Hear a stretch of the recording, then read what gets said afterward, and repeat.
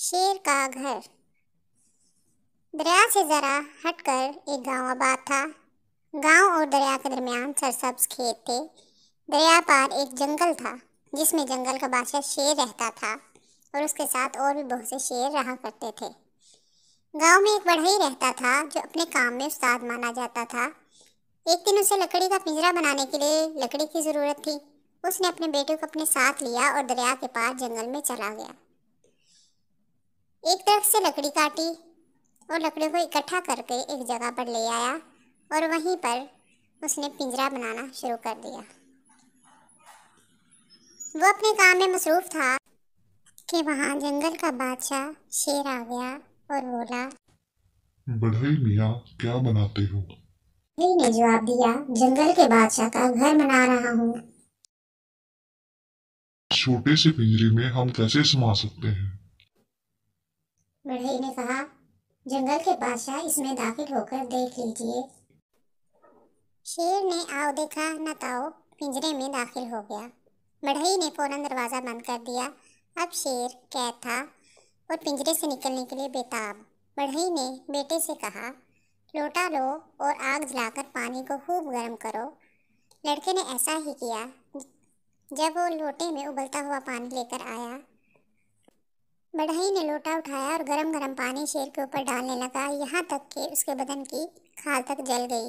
बढ़ई ने यह देखकर पिंजरे का दरवाज़ा खोल दिया। शेर बाहर निकला और बेतहाशा जंगल को भाग गया।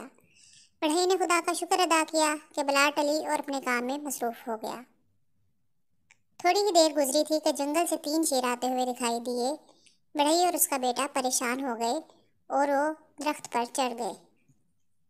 शेर दरख्त के नीचे आए, उन्हें दरख्त पर चढ़ना नहीं आता था। आखिर जला हुआ शेर नीचे खड़ा हो गया और बाकी उसकी पीठ के ऊपर चढ़ गए। बढ़ई ने देखा कि अब हमारी खैर नहीं। उसने चिल्ला कर कहा, लोटा लाओ। ये सुनना था कि नीचे वाला शेर भागा, ऊपर वाले दोनों शेर भी ऊपर नीचे गिरे और भाग निकले। बढ़ई की हाजिर दिमागी ने न सिर्फ शेरों को भगा दिया बल्कि ये भी साबित कर दिया कि इंसान जंगल के बादशाहों का भी बादशाह है।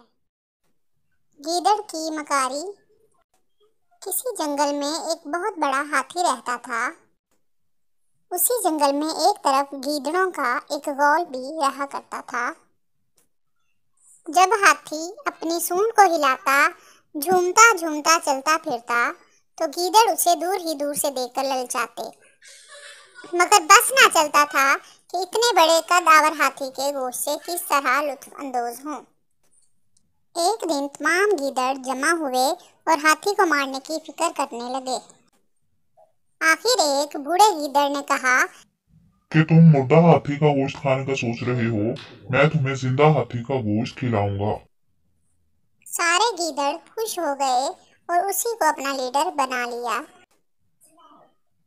रात का वक्त था। हाथी जंगल में टहल रहा था। वही गीदड़ उसके पास आया और बड़े अदब से बोला, हम सब गीदड़ों ने फैसला किया है कि आपको अपना बादशाह बना लें और आपकी हुकूमत में चैन की जिंदगी बसर करें। हाथी ने गीदड़ की बात सुनी और खुश होकर बोला, हाँ हाँ, मुझे मंजूर है, चलो सब गीदड़ों की मंजूरी ले लें। गर्ज हाथी गीदड़ के साथ चल पड़ा। गीदड़ उसे एक ऐसी जगह ले गया जहां दलदल थी। गीदड़ हल्का फुल्का जानवर छलांगे लगाता हुआ दलदल पर चलने लगा। हाथी बादशाही के नशे में दलदल में उतरा और धंसने लगा। हाथी घुटनों तक दल में धंस गया। अब ना आगे चलने का यारा था और ना पीछे हटने की ताकत। हाथी गीदड़ से चिंगाड़ कर बोला, अब क्या करूं? गीदड़ ने कहा, आप भारी भरकम हैं, मैं अकेला तो आपको नहीं निकाल सकता। हुक्म हो तो अपनी कौम को बुला लूं। गीदड़ ने आवाज लगाई और सारे गीदड़ जमा हो गए। लगे हाथी का गोश्त काटने और मजे ले लेकर खाने। हाथी ने बहुत सूंड हिलाई, चिंघाड़ा, मगर गीदड़ों ने वहीं खड़े खड़े हाथी का गोश्त चट कर लिया। खुशामद बुरी बला है। एक गधा अपनी ही चाल में फंस गया। एक देहाती के पास एक गधा था। एक दिन उसने गधे के ऊपर नमक की बोरी रखी और उसे शहर की तरफ ले गया। रास्ते में एक नदी थी, कस्बे तक पहुंचने के लिए जिसे पार करना पड़ता था। वो जब नदी पार कर रहे थे तो गधा पानी में गिर गया और नमक की काफी ज्यादा मिकदार पानी में बह गई। गधा जब उठकर खड़ा हुआ तो उसने नमक के वजन की मिकदार काफी हल्की महसूस की। गधे को एक बहुत अच्छा बहाना मिल गया। दूसरे दिन उसके मालिक ने जब दोबारा नमक की बोरी उसके ऊपर रखी और वो उसी रास्ते से जा रहे थे तो गधा जानबूझकर पानी के अंदर बैठ गया ताकि उसका वजन फिर से हल्का हो जाए। गधे का मालिक उसकी चाल समझ गया और उसने गधे को सबक सिखाने का फैसला किया। तीसरे दिन उसने गधे के ऊपर नमक की बजाय रुई की बोरी लाद दी और नदी पार करते हुए गधे ने फिर से वही चाल चली। रुई जब पानी में भीग गई तो वो और भी ज़्यादा वजनी हो गई और अब गधे से चला भी नहीं जा रहा था। देहाती ने अपनी हाजिर दिमागी से काम लिया और इस तरह गधे को उसकी बदनीयती की सज़ा मिल गई। इसीलिए तो कहते हैं कि तजर्बा एक बेहतरीन उस्ताद है। हमें किसी को भी बेवकूफ़ बनाने की कोशिश नहीं करनी चाहिए। 3 दोस्त और सोने की ईंट। एक गांव में 3 दोस्त रहते थे। उन तीनों की आपस में बहुत गहरी दोस्ती थी। उनकी आमदनी इस कदर कम थी कि मुश्किल से ही गुजर बसर होता था। एक दिन वो बैठे हुए थे तो उन्होंने सोचा कि गांव में बेकार बैठने के बजाय क्यों ना हम लोग शहर में जाएं और अपनी किस्मत आजमाएं और बहुत सारा पैसा कमाएं। उनके दरमियान ये बात तय हो गई और दूसरे दिन शहर जाने के लिए उन्होंने जंगल का रास्ता इख्तियार किया। वो बातें करते हुए जंगल में जा रहे थे कि चलते चलते वो थक गए और उन्होंने कुछ देर आराम करने का सोचा। उन्होंने आराम करने के लिए गार के अंदर पनाह ली। जैसे ही वो गार के अंदर दाखिल हुए तो उन्हें वहाँ एक चमकती हुई चीज़ दिखाई दी। जब उन्होंने पास जाकर देखा तो वो सोने की ईंटें थीं। वो सोने की ईंटें पाकर बहुत खुश हुए। वो एक जगह पर बैठ गए और उन्होंने फैसला किया कि वो ईंटें आपस में आधी आधी बांट लेंगे। कुछ देर के बाद एक दोस्त खड़ा हुआ और बोला कि भूख लगी है, मैं शहर जाता हूँ और हम तीनों के लिए खाना लेकर आता हूँ। जब वो खाना लेने के लिए जा रहा था तो उसने सोचा कि क्यों ना मैं खाने में जहर मिला दूँ। इस तरह वो दोनों जहर मिला खाना खाकर मर जाएंगे और सारा सोना मुझे मिल जाएगा।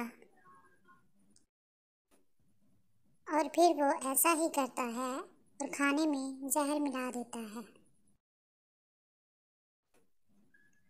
और उधर गार में बैठे दोनों दोस्त ये सोचते हैं कि क्यों ना जैसे ही दूसरा दोस्त खाना लेकर आएगा हम उसे कत्ल कर दें और सारा सोना हम दोनों आपस में बांट लें। जब वो खाना लेकर पहुंचता है तो वो दोनों उस पर हमला कर देते हैं और बहुत बुरी तरह से उसे मारते हैं और उसे कत्ल कर देते हैं। फिर वो आराम सुकून से खाना खाने के लिए बैठ जाते हैं। खाने में तो जहर मिला हुआ था। जैसे ही वो खाना खाते हैं तो वो दोनों भी मर जाते हैं। तीनों दोस्त लालच में आकर अपनी जान से हाथ धो बैठते हैं और सोना वहीं का वहीं पड़ा रह जाता है। इखलाकी सबक, लालच बुरी बला है। एक कछुआ और एक खरगोश एक नदी के किनारे रहते थे। खरगोश को अपनी तेज रफ्तार पर बहुत गर्व था। वो हर वक्त कछुए का मजाक उड़ाता कि तुम रींग रींग कर चलते हो। खरगोश ने कछुए को अपने साथ मिलकर दौड़ लगाने का कहा। खरगोश ने सोचा कि कछुआ तो आहिस्ता आहिस्ता चलता है, मैं ही जीतूंगा। कछुए ने खरगोश की बात मान ली और दोनों के दरमियान दूसरे दिन दौड़ का मुकाबला शुरू हो गया। खरगोश जो कि दौड़ने में तेज रफ्तार था, वो कछुए से बहुत आगे निकल गया। उसने देखा कि कछुआ अभी बहुत पीछे रह गया है, क्यों ना मैं तब तक आराम कर लूं। खरगोश आराम करने के लिए बैठा तो उसे नींद आ गई। कछुआ रेंगता हुआ खरगोश के पास से गुजर गया और खरगोश सोया ही रह गया। तो बस कछुआ जीत गया। खरगोश जो कि सोया ही रह गया वो हार गया। खरगोश की जब आंख खुली तो बहुत देर हो चुकी थी। खरगोश को बहुत शर्मिंदगी हुई और उसने कछुए से माफी मांगी। इसीलिए कहते हैं कि गुरूर का सर नीचा होता है। हमें कभी खुद पर गुरूर नहीं करना चाहिए।